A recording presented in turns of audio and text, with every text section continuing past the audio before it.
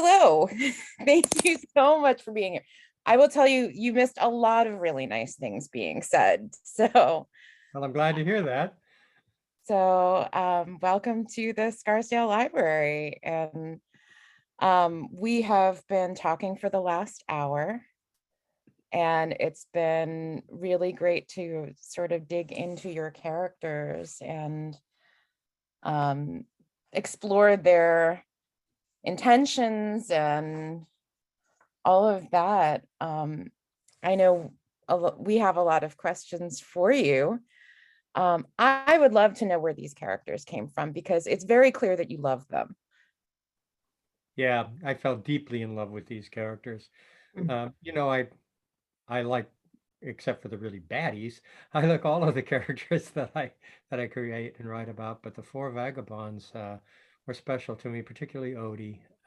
He's probably my favorite character of all the characters I've created across my 22 published novels. Wow. So where did the characters come from? Well, let me tell you a little of where the story itself came from, and we can begin with that. Right? Um, when this is a story, honestly, this is a story I've wanted to write since I was 11 years old. When I was 11, that would have been in the fifth grade. Toward the end of that year, our teacher read to the class The Adventures of Tom Sawyer. She did it by reading half an hour after lunch every day. I love that book. There was this kid, he was just like me, and he was out there on the Mississippi River having these really great adventures. And after that, of course, I had to read Adventures of Huckleberry Finn, which I loved even more. And across my entire career as a writer, I wanted someday to write a story that would pay homage to Mark Twain, that might be in its own way an updated version of Huckleberry Finn. So that was the seed of the idea for this tender land. So the characters, um, if you remember your Huckleberry Finn, you know you had Huck. He was the narrator. In my mind, my narrator was always going to be a kid like Odie, who was a little like Huck Finn, but maybe not so much. A little more like me, actually. Uh, and uh, and if you again remember your Huckleberry Finn, Huck on his journey down the Mississippi was accompanied by a runaway slave named Jim.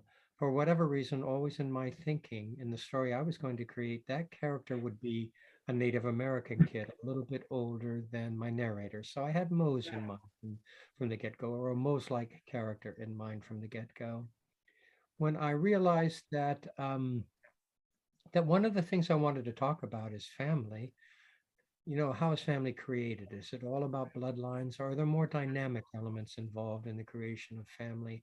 I decided I needed to give Odie a bit of a family, so I created Albert, his older brother, who, who honestly is fashioned after my oldest brother, who, like Albert, was always the smartest kid in the room, and he let you know it. And my oldest brother, like Albert, always knew exactly what I should be doing with my life. So Albert is based on my oldest brother. The Emmy was the last of the vagabonds to come into my thinking as a vagabond. Initially, I'd created Emmy simply to be a daughter for Cora Frost because I thought Cora would be a woman who'd have a daughter like Emmy. But the more I wrote Emmy into the scenes, the more I fell in love with her. And when it came time for the boys to run away from boarding school, I thought, oh crap, they can't leave Emmy behind. She's in a horrible situation. So I knew they had to take Emmy along. And Emmy really, in my thinking, began with my sister, the youngest of the siblings. I had created her in many ways very like my sister, and then as the story progressed, Emmy became her own character. Um, what I loved, I love Odie. I'm a storyteller. He's a storyteller. I was able to use Odie's voice to talk about so many of the things that I've come to believe across my 71 years of living. Um, Odie was a Boy Scout. I was a Boy Scout. Odie's a pretty resourceful kid. I always found myself to be that way. Odie's loyal. I pride myself on being loyal almost to a fault. Odie is not above stooping to a bit of larceny if the situation requires it. Been there, done that.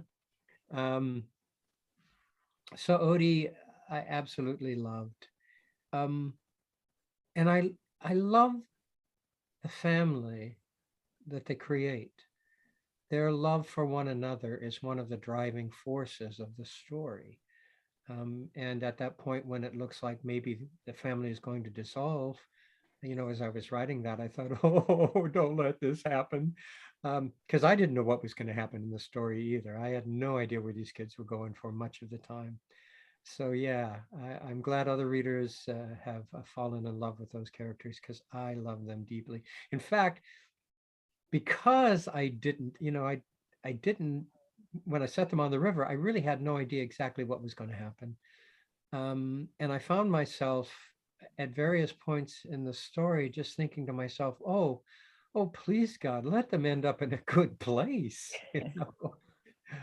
So, so those are the vagabonds. That they're such lovable characters, and it's very clear that you thought so much about them. But it's so funny because it's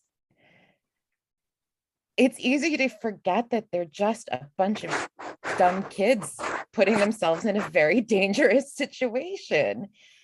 And Which I have to tell you, Katie, was not an unusual situation for kids back in the Great Depression. yeah. Families were torn apart. There was, I think, the statistic I found and put in the book was more than 200,000 kids were on their own on the road during the Great Depression, trying to figure out how to get by. So it wasn't an unusual situation at that point in our history. Yeah, it's unbelievable, and just the resourcefulness that they had and their ability to sort of figure it out and feed themselves and take care of each other. They Often they had a lot of help along the way. You have to admit that. they really did. And I think, they clearly took something from each of those encounters with all of those people and gave something to them too. Uh-oh. I'm gonna mute. Um, but it just before you had logged on, we were talking a bit about um those encounters and how uh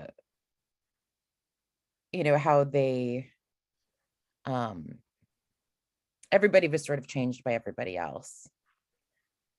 Yeah, isn't that the way of significant relationship? You change people, they change you. You offer them something of yourself, they offer you something of themselves.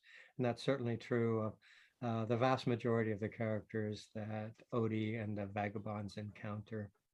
They're all complex.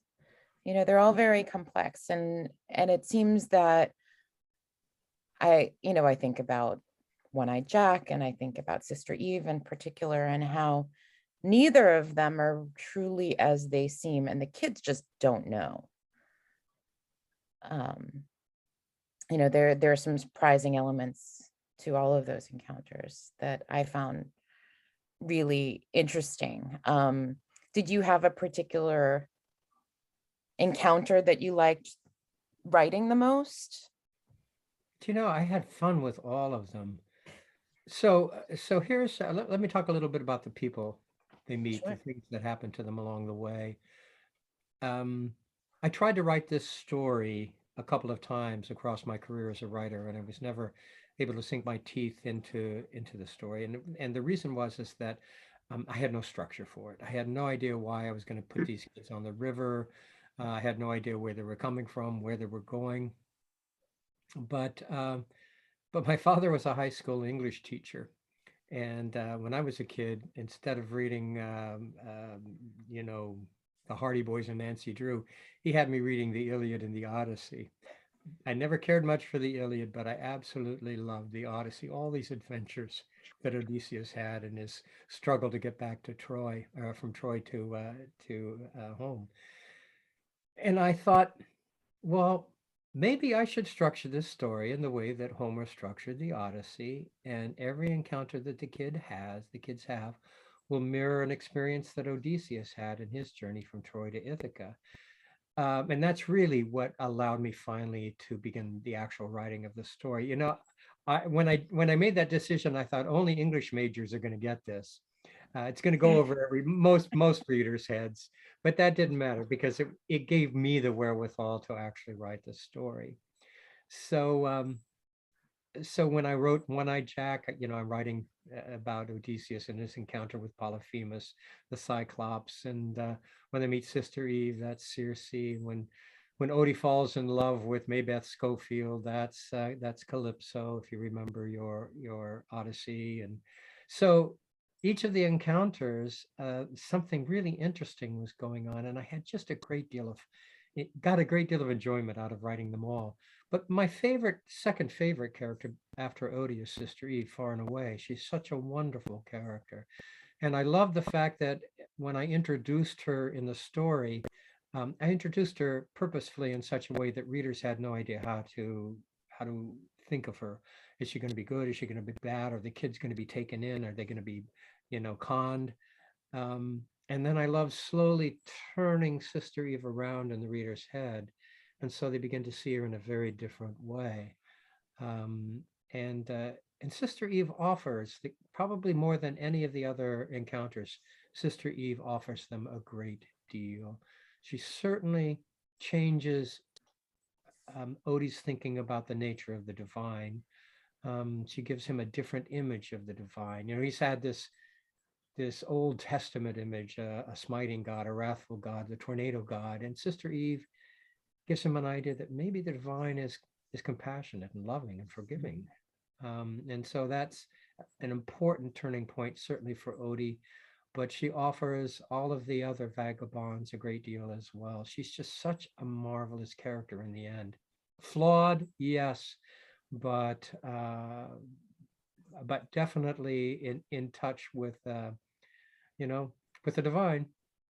Yeah, we had talked a bit about her before you came on, and we were sort of kicking around whether her healing gifts were real, whether she was a true believer, whether she was a huckster, whether she was, where she stood on that spectrum. And we said yes to all of it. Yeah. I also really love it. I was saying, I really love how you rooted all of those characters. I have a background in sideshow. So the tent revivals and the sideshows and the medicine shows and all of those things that were going on at the same time were all kind of the same thing. Yeah, it was theater, really, is what it was. Yeah. So here's where Sister Eve and the Sword of Gideon Healing Crusade came from. My father grew up in Oklahoma during the Great Depression, during the Dust Bowl years, as a matter of fact. He had wonderful, well, really scary stories of watching it rain mud from the sky and going out to scrounge wild greens to supplement what was on the dinner table. And he grew up in a family that was very fundamental in its approach to religion. So he went to lots of tent revivals. He was saved many times when he was young. And I just loved the stories he told about those experiences. So I always knew at some point in my writing career, I was gonna have a tent revival show play a part. And this just seemed like the perfect opportunity. Now I have never been to a tent revival meeting myself. So I had to do a great deal of research. So, I did due diligence in that regard. But I have to be honest with you, a lot of my creation of the Sword of Gideon Healing Crusade came from Elmer Gantry, Sinclair Lewis, who did a tremendous amount of research in terms of writing his story. For those of you who haven't read Elmer Gantry, or if it's been a long time since you read it, Elmer Gantry is a con man, and he uses religion to advance his own selfish ends. At one point in the story, he hooks up with a tent revivalist named Sharon Falconer, who's really a marvelously complex character. She's definitely a woman of the world. She smokes, she drinks, she carouses with Elmer, but she also believes profoundly that God has tapped her to deliver a loving, compassionate message to the world. So I began my thinking really with Sharon Falconer for Sister Eve, but where Sinclair Lewis's motive was to debunk these shows, I had a different motive in mind. I wanted there to be a definite, very real spiritual element to Sister Eve and to what she offers. Well, she's definitely a very complex character. And I think I mean, for me as a reader, you definitely kept me guessing as far as like Oh, good. where she really stands on all of that. There's definitely some ambiguity there. Um, I have a question here from Megan. Is that as a mystery writer, have you had a chance to read the Hardy Boys and Nancy Drew I once you haven't got yet. to choose I haven't yet. you're busy with No. your own mysteries?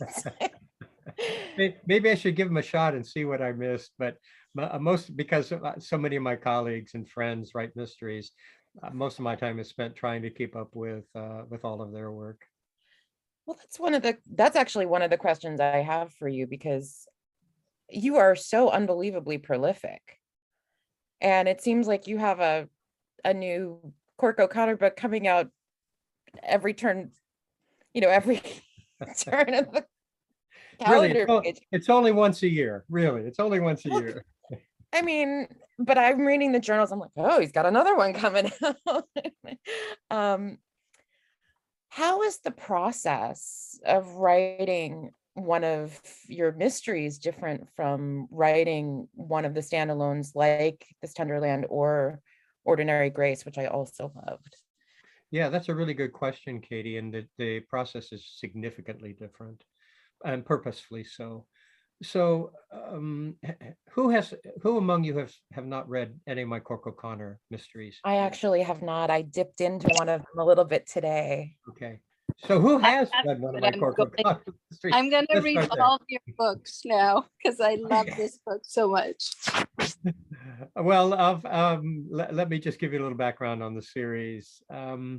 My Cork O'Connor series is set in the great north woods of Minnesota. It's the northern part of Minnesota, rather than the southern part where both Ordinary Grace and This Tender Land are set in very different landscapes. The North Country it's Paul Bunyan territory. It's exactly what you would imagine: tall pines, fast running rivers, beautifully clear, clean lakes, very rugged landscape. Cork is the former sheriff of the fictional Tamarack County, Minnesota. He's a man of mixed heritage. He's part Irish American and he's part Ojibwe, Anishinaabe, which is the largest tribal affiliation we have in northern Minnesota. Those are all essentially mysteries, and a mystery is a very tightly woven fabric of storytelling. Everything depends so significantly on everything else, and I think much of the success of a mystery depends on the timing of the reveals. When do you give the reader the clues that are going to be necessary to help the reader solve the mystery at the heart of the story? So when I write a story in the Cork O'Connor series, I think that story through as completely as I can before I ever put my fingers to the keyboard. At the end of that thinking process, I know how the story begins, I know how it ends, I know who did what to whom and why, I know the themes I want to weave through the book. But I wanted a different experience with both Ordinary Grace and This Tender Land. These stories, a mystery is really an intellectual construct. That's really what's going on. It's a puzzle. You're creating a puzzle. And it comes from up here. Ordinary Grace and This Tender Land came from here. And I wanted the reader to be able to feel that, to understand that I was writing a story that came from a deep place inside me, and I didn't want it to feel forced. I didn't want it to feel constructed.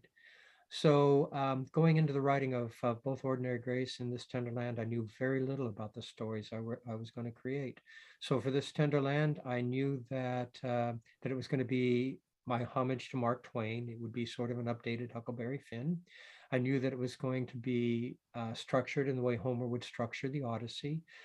I knew that it was going to be set in the Great Depression. One of the things that I understood I wanted to talk about was the question of who are we at heart as human beings when great stress is put on us as a society, as a people, as you know, as we've been experiencing for the last 2 years with the pandemic. During these times, are we the kind of people who retreat into ourselves and protect only that which is important to us, or are we the kind of people who open our arms and despite how little we might have, we're willing to share it with those who have less? And I couldn't think of a better period of time to explore that issue than the Great Depression. So I knew it was going to be set in the Great Depression. But when I began to write the story, I had no idea what was going to happen, where they were going, any of that. No idea how it was going to end. So it was a very different process. And I have to tell you, both the writing of This Tender Land and Ordinary Grace were the most extraordinary experiences I've had yet as a storyteller. They were just wonderful. Well, they're both extraordinary stories. Um, Did you have any moments in that not knowing where it was going, that the realization of where the story went was just a complete and total shock to you? Yeah, Aunt Julia. Okay. I had no idea who Aunt Julia was most of the book. Oh, that's so funny. At what Yeah, point? so here's how Aunt Julia came about. So I get the kids on the river. I have no idea where they're going. And then I write this scene in which they're going through the letters that they've stolen from the Brickman safe. And lo and behold, Odie opens a letter from somebody named Aunt Julia. Because I knew, the kids had to be there in this school. There had to be some backstory there. And I'm going, oh, so they have an Aunt Julia in St. Louis. Okay, now I know where they're going. They're going to try to find Aunt Julia in St. Louis. Who the hell Aunt Julia is, I really have no idea. What part she plays in the story, I don't know. But I know where they're going now. And I got the kids all the way to the West Side Flats in St. Paul, that second to the last section of the novel, without really having any understanding of Aunt Julia. But when I got the kids there to the West Side Flats, I realized that everybody had found what they wanted there except Odie. Albert had found Truman Waters in that towboat and the engine he loved working on, and Mose had found Calvin and Forrest, two members of his own culture who could guide him in his understanding. Emmy had Flo and Gertie, mother figures, if that's what she really wanted, but Odie still hadn't found home. So I knew the last leg of the journey was going to be Odie's alone, and whatever he found in St. Louis was for him alone. And that's when my thinking as a storyteller began to expand, and I conceived the truth about Aunt Julia and the truth about Albert in the process. Yeah, it was. Blending that together in the end. I think we talked about that before, but it was very believable. So, and just, a lot of authors, a lot of books I read, they just aren't able to put a close to a book, but you just did it so well. Even though it was a surprise and I didn't see it coming, it was really done well. Well, I'm so glad to hear that, because I worked longer and harder, did more rewrites on the last section than I did any other section of the novel, because there were so many reveals, so many twists right at the end. And I needed to do it in such a way that each reveal didn't seem like, oh, give me a break, but felt natural to the story. And then, of course, I had to go back and plant all of the clues for the reader, the astute reader, to see and understand, oh, that's right. The boys don't look anything alike, really, etc. So thank you. I'm so happy to hear that. Yeah, and the fact that they were just subtle clues, it works because like I said, I didn't see it coming, which was great. And then the fact that you were able to go back and see the subtle clues, so it made it all work together. So it was very believable. Okay. You're saying all the right things. Thank you. Well, I think having an ending like that with all of that is quite a risk. And I think in less capable hands, it would have been like, okay, all right, come on. but I agree with Leslie. You really did pull that off beautifully. Because I was like, oh, Odie found home, I'm looking forward to your other books. So I'm hoping that, because most authors I find, I don't know if they get tired at the end of their books, but some of the times they just fall apart at the end, and yours just ended, and then you continued with the epilogue too. So it was just, I really loved your book. And Leslie, if you enjoyed this Tenderland, the next book of mine that I would recommend you read is Ordinary Grace, the other standalone. I think of them as companion novels because they deal with many of the same themes. Not the same people. They're set in the same area, southern Minnesota, there on the Minnesota River.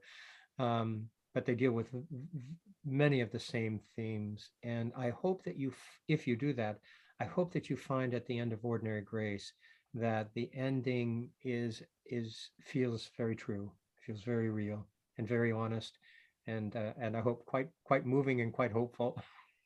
oh, great. Actually, I already have the book. Oh, So good. I have I haven't started reading it. I'm reading something else right now, but I'm You looking need to forward put to that it. other book aside and read Ordinary Grace. What's, if you don't mind me asking, what's the book you're reading, Leslie? I'm a little embarrassed by it, but You it's don't have to say. You don't have to say then. well, it's something that I have a 22-year-old daughter, and she reads it, and it keeps our conversation, on Oh, books. good. And it's by Colin Hoover. Do you know who that I have no idea. is? Is that her name, Katie? She Colleen wrote, Hoover, I think, right? yeah, Colleen Hoover. She wrote It Ends With Us, which I think really set her off. But good. that's, yeah. And she's more, do you think she's more younger adult? I've never read anything of hers, so I don't know. Oh, okay. Megan said she's huge on TikTok. Okay, so they're talking about her. And I love the fact that you're reading this so that it's a connection with your daughter. But I mean, books connect us in just really powerful ways. Here we are in a book club. Yeah. That's exactly it. This is why we do this. I would love to know a little bit more about your research process, about your choice of setting it in the Native American schools, which I didn't even know about until about 10 years ago. And just the absolute horrors. I mean, you really had them running from something truly dire. I'd love to know a little bit more about that decision-making process, and then your research, how all of that happened. Yeah, it's a surprising choice I made to have the story open with two white kids in a Native American boarding school. Yes. But here's the reason I wanted them to be running from a boarding school. I've known about because I have, as a result of my Cork OConnor series, which deals significantly with the Native culture here in Minnesota. I've known about that tragic period in our history that involved the Native boarding school experience for 20 years. Um, and if you remember your Odyssey, where does Odysseus begin his journey? He begins in Troy, a place where terrible things have happened, slaughter has happened, a horrific place. And because I knew about all of the horrors that have occurred in the Native American boarding schools, I couldn't think of a more horrific place for the kids to be running from than a boarding school. It wasn't part of my agenda to enlighten white readers to that situation, but I'd hoped that it might. Katie, you're unusual in that you knew about this quite long ago. I've had so many white readers um, contact me and say, I didn't know about any of this until I read your book, and now I'm learning more about it, and I'm just finding it so tragic. So that's why I began in the Native American boarding school. Now I have lots of friends in the Native community. They're my age or younger, so they didn't go through the boarding schools, but their parents did, or their aunties and their uncles did, or their grandparents did. But to a person, when I ask my Native friends, can you tell me what your relatives told you about that experience? They said they simply refused to talk about it. It was so horrible. So I had to do a great deal of research and ferret out those survivors who did give accounts of their experiences. And that was really eye-opening. In terms of the research I did for the rest of the novel, setting it in the Great Depression, some of the other elements that I brought into it, we are really fortunate here in St. Paul to have a great history resource. The Minnesota History Center is here in St. Paul. In one corner of that institution is an area called the Gale Family Library, which is essentially an archive of every newspaper ever published in Minnesota, as well as archives containing first-person accounts by people who lived through those times and photographs from the periods.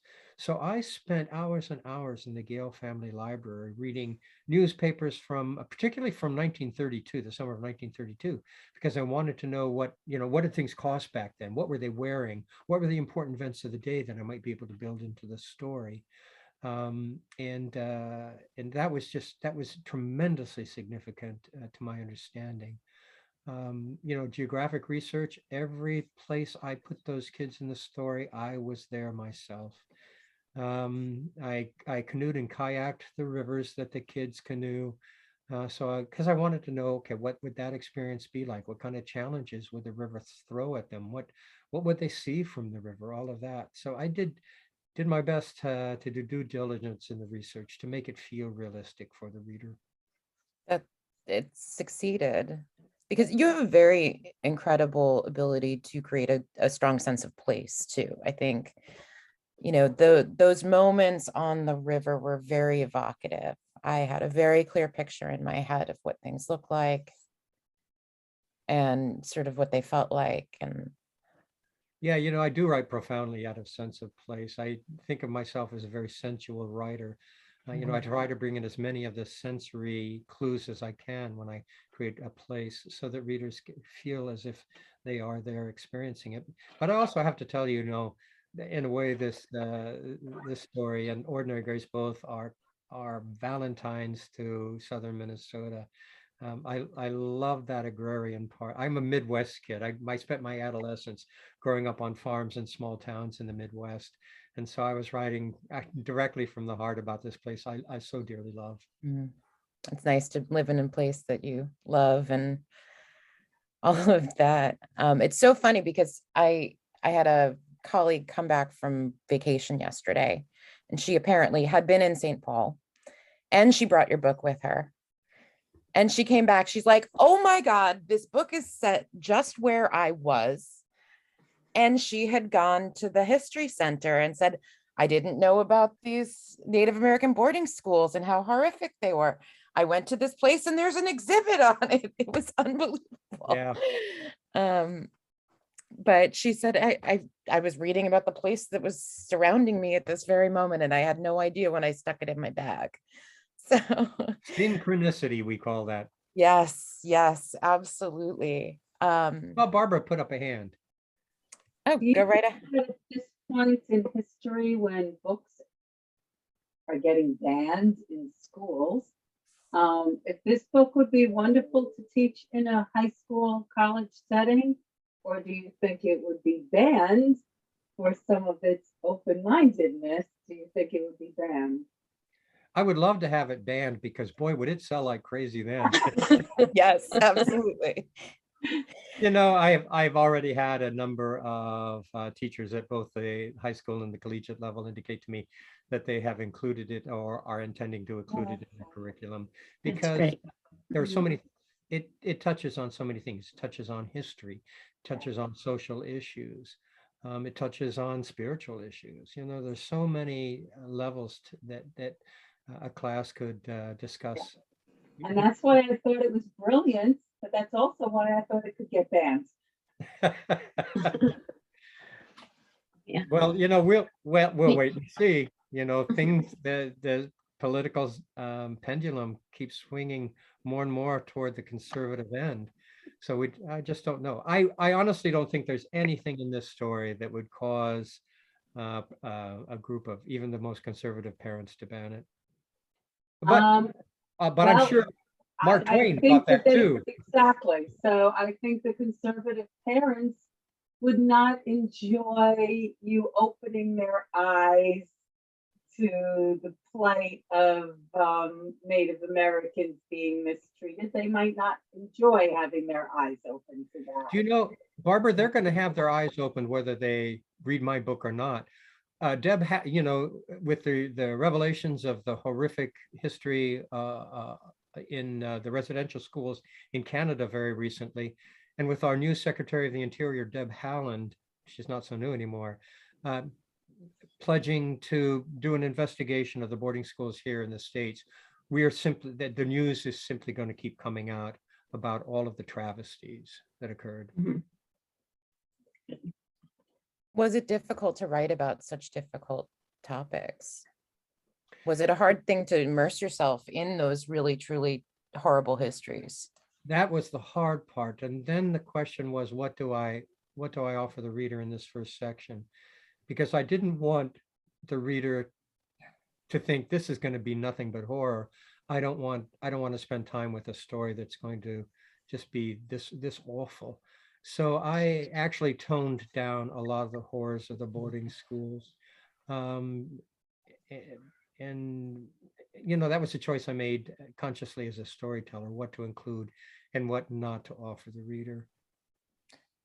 And I think of how you wrote Mose too, because he was so clearly, of the four vagabonds, he was the one most really caught in the middle of that. And it was nice to see his eyes being open to his own sense of self and his culture. And because I think the other three were really kind of blind to it.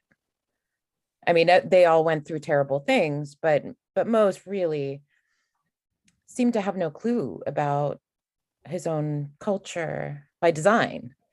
So the kids, the vagabonds all saw the horror of the boarding school, but they had no idea of the whole history. Right. No idea really of the really rich culture out of which Mose came. No, and Mose certainly was clueless.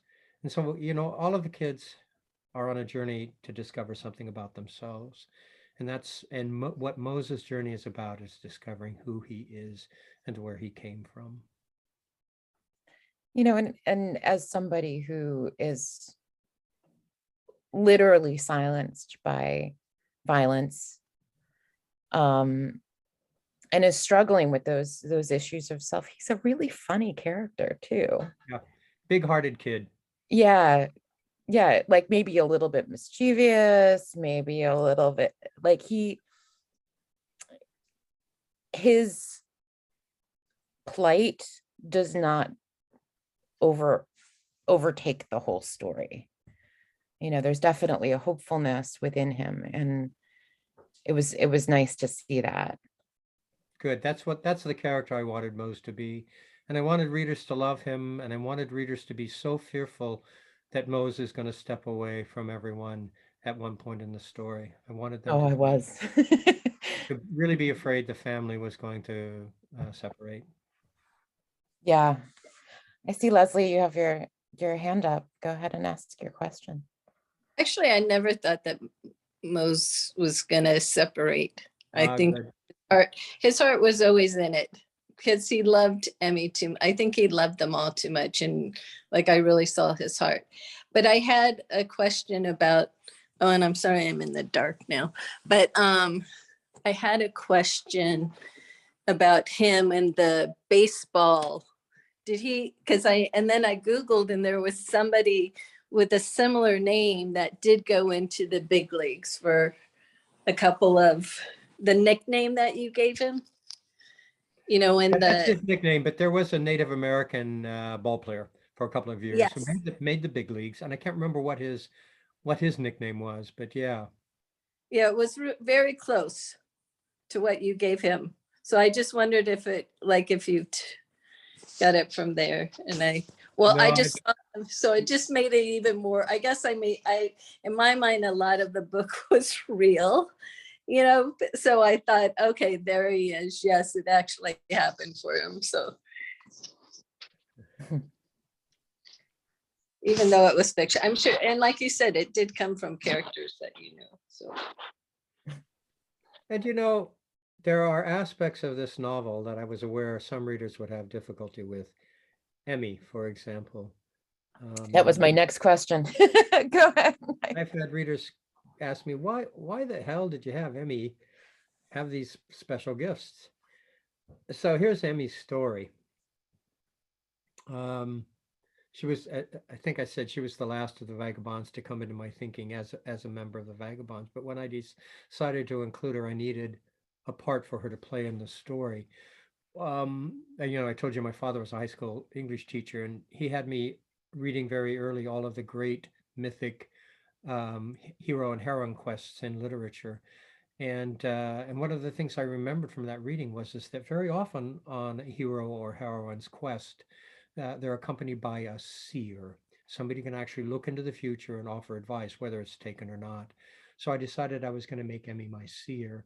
Now, I knew that was going to be a stretch for some readers, but for me, it was not a stretch in the least because my mother was a seer. When I was a kid, it wasn't unusual for the telephone to ring and mom would go, "Oh, that's Aunt Joanna, there's trouble."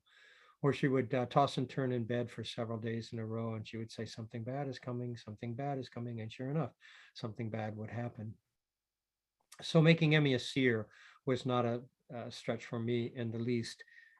The real stretch came with the question of, does Emmy in fact have the ability not just to see the future, but maybe to tweak it just a little bit? And I knew readers might have a real problem with that one. So if you remember in the epilogue, right at the very end, on the last page, I gave every reader an out. Odie says, "Some of the things I've told you are true, and the rest, well, just accept it as the bloom on the rose bush, you know?" So I give a reader an out. Odie's a storyteller who knows what's true and what isn't. I thought of him as the bard, creating the mythology of their own journey. Yeah, that's a good way to put it. That's beautiful. Beautifully put, Katie. Thank you. Um, do you as the writer believe that Emmy tweaked I tweaked? believe, I believe as Odie believes in his very Okay. famous line, a sentence, we should all be like children and open our arms to every possibility. Mm, There's nothing that we can imagine that is not so. yeah, well stated.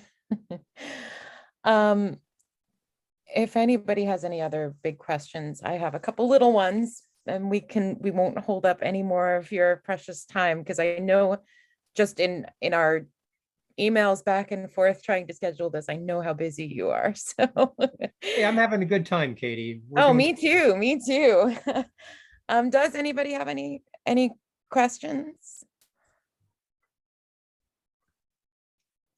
I have one that I might feel like I have an idea of what the answer is. But did you have any influence on the narrator or production of your audiobook for this one? I love that question. Megan, this is the first time I did. Um, in all of the other audiobooks that have been made from my work, I never had a say. But for This Tender Land, we were sent 3 audition tapes. And my agent and I listened to them all. And so we indicated we wanted Scott Brick of the 3. And they used Scott Brick as the narrator. Did you listen to it on audio? So let me ask you a I question, did too. Megan. Okay, so the initial audio version of this put out by Recorded Books did not include the epilogue. Did yours include the epilogue? Okay, Yes. good, they fixed it. Oh, Incredible. that would have been Yeah. terrible. I know. Yeah. We had no Oh, idea why that happened, but Mhm. that's a weird choice, to edit it was the just a book. mistake of some Well, I'm kind. glad you chose him because he really did an extraordinary job. I'm glad to Thank hear you. that. I thought he did a good job too. Yeah. Mhm. Oh, Um, now I have to listen to it on audio too. I know what Leslie's doing for the next several months.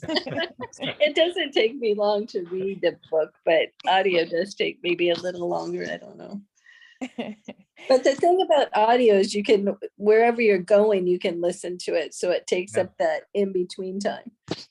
So the vast majority of my reading is done via audio books because I do an enormous amount of traveling, driving, and a really fine audio, a really fine story read by a really fine reader just makes those miles fly by.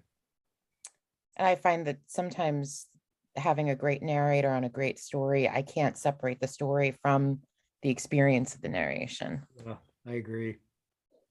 Yeah, so he did a wonderful job. Mhm. My last couple questions as a curious book loving person, same thing Megan just asked. What are you reading or what are you excited to read next? She's also a librarian, so so here we go. I'm currently reading, I have led for the last almost quarter of a century the book club for my church. And so a lot of my every month I'm reading the book that I have to lead the discussion for. And I can right now relate. I'm reading the memoir of Sonia Sotomayor, Oh, My Beloved World, and it's extraordinary. It's one of, I had no idea what to expect because when somebody is not a writer, uh, um, I'm sure she's a fine writer when it comes to the law, but you never know what how somebody might or might not be able to tell a story. And she's marvelous. She's just marvelous. And I'm listening to the audiobook as so here's what's going on right now in my life. I am signing 21,000 title pages oh my God. for the next book in the Cork OConnor series. They will be put into the books as they're bound. And as I'm signing 21,000, I'm listening to Rita Moreno read Sonia Sotomayor's Oh, wow. Wow.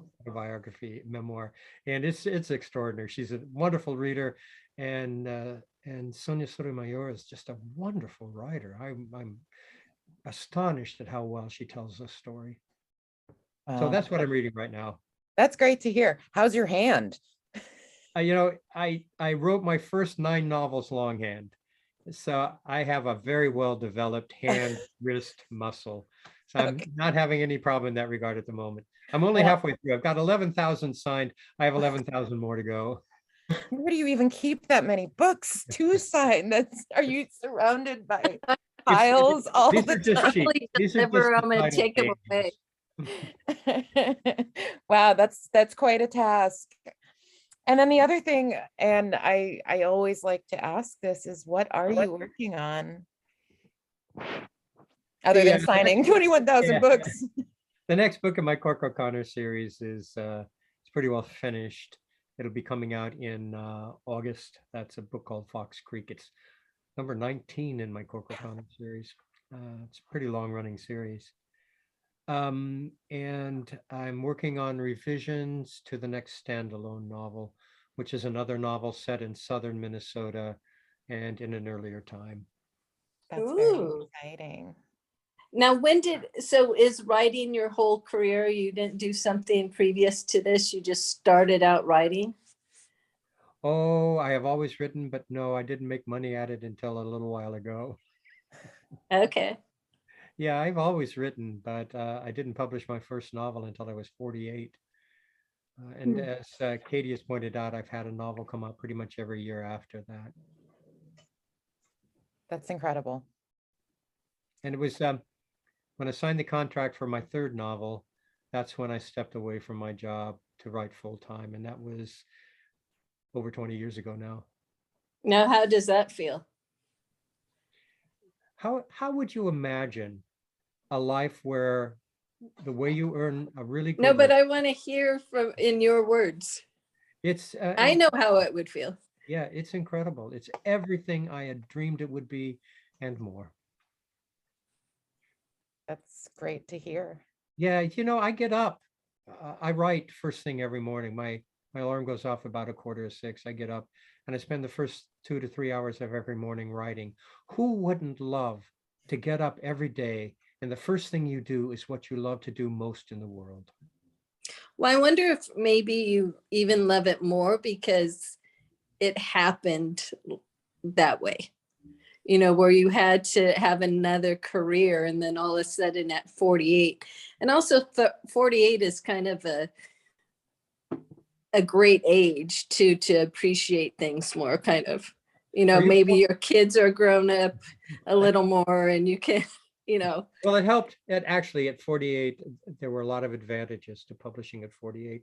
The major one in terms of my family is that my children were pretty much grown.